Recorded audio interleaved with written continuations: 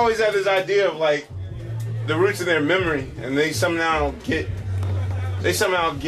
their memories of hip hop and where we fit into it a little bit misconstrued. You know, I mean, as much as I hate to say it, 1994, 18 years ago. I know people now that work on my floor at NBC that weren't even masturbation sperm when I first got a record deal, let alone fully grown people. Right. But you know, the Roots were always the alternative to whatever was going on at that time. Mm-hmm. But I feel as though the Roots have always been quality. Yeah, and whatever we put, you know, and whatever we put forward to the public, you know, like when Organics came out, I was doing the time of the Chronic, you know, so it was like, it was far from that, but for what we were doing, like, that was our best foot forward, you know. When Do You Want More was out, you know, Doggy Style was that was the standard. The same thing with that. 96 came out, you know, the whole Bad Boy shit, and you know, with Illadelph Half-Life, we were the alternative to that. Things Fall Apart, we were the alternative to that. When Phrenology came out, we were all like, whatever the status quo is, you know, we're pretty much going to be the exact opposite. We're going to be the 180 to whatever the environment calls for, which I don't necessarily think is a bad thing at all. With this particular record, you know, there really isn't a precedent. There's never been a precedent. I mean, hip hop is a youth-based culture. At least that's what it's been. That's at least how it's been sold to us. That it's made for the youth and only by the youth, which I don't necessarily agree with, because this is going to be the first generation that's going to have a hard time dealing with midlife crisis. I mean, that's pretty much what this record's about. Okay. Like, thematically, there's really not been a precedent for any band or any group making an 11th record. You know what I mean? And it's like, what do you talk about when the left digit in your age is the number 4? You know, you can't talk about, you know, slinging crack rock and a wicked jump shot. Right. The left digit in your age is a 4. You can't talk about, you know, what up, boo, you know, come around my way, you know, put your Nikes up on the coffee table. Like, this is only, your subject matter has to be a little different. So, for this particular album, I'll say that the main theme of it is basically a fork in the road. I mean, even based on the album cover, people want to know what the symbolism is behind our album cover. Like, you really can't tell if those silhouette figures are A, running towards you or running away from you, and you can't tell if they're running to the light or running to the darkness. Like, sort of this whole fork in the road, I want to do good, but I'm sort of accustomed to doing the wrong thing and the fucked up thing in life. That's always been, that's the basic theme of this record. Like, the fork in the road, the midlife crisis, and how to deal with it.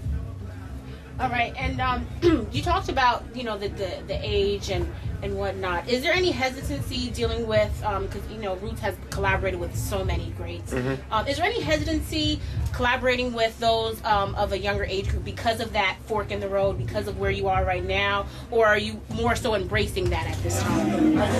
I mean, Sugar Tom Slim is a young man. I mean, pretty much everyone that we've collaborated with MC-wise is still, you know, I don't even though I said that statement, like, I try not to acknowledge age because that's too much of a distraction. But it's basically pretty much, you know, I mean, there's a variety of demographics to cover. Any upcoming, anybody particularly that you're going to be working with, next upcoming session? Well, he has a project, the Money Making Jam Boys. I mean, the main support team of this album is the Money Making Jam Boys, or Sugar Tom Slim. Truck North, Dice Raw. Who am I missing? Porn. Oh, Porn. Yeah. So they're coming out soon. I like how you snuck out. Black Thought is in the building. What's up, Black Thought? You said it was the 11th album. The press release said 9th. Can you explain to people out there before the controversy starts why it's the Well, it's not a controversy. I mean, that's because the press only acknowledges The negative. no. The press only. Who said that? The press only really acknowledges. They don't acknowledge live albums. I mean, for us, there's no album that we've not released in which there was at least more than 60% new material on it. So most of the press won't count The Roots Come Alive as a record, but as much as we sweat and bled for that record, you know, I'm not so dismissive to just chalk that off as, oh, well, that's just the greatest hits comp live. No, it's a unique album on its own, and the same for Homegrown as well. Like Homegrown was basically a compilation of rare B-sides and, you know, material that wasn't available before. So I mean, technically, when they talk about studio records, they're talking about studio records, but no, with The Roots Coming Alive and Homegrown, it's technically 11. I count them as 11. and it's 9 tracks, so I sound like Hub, don't I? Period.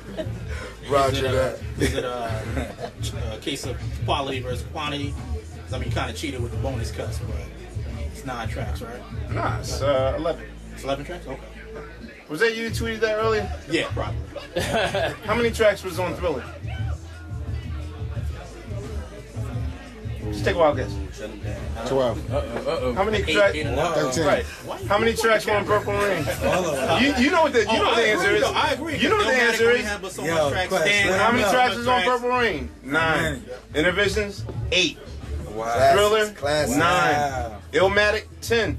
Like, Wow. I mean, that the whole bloated album theory started with Nation of Millions, which I mean was an amazing thing on its own. Like when I brought that record, 17 tracks Yeah, at that point. for the price of one. God damn. Questlove was the one. But you know, I mean, basically now it's like, you know, we know how to get to the point quicker.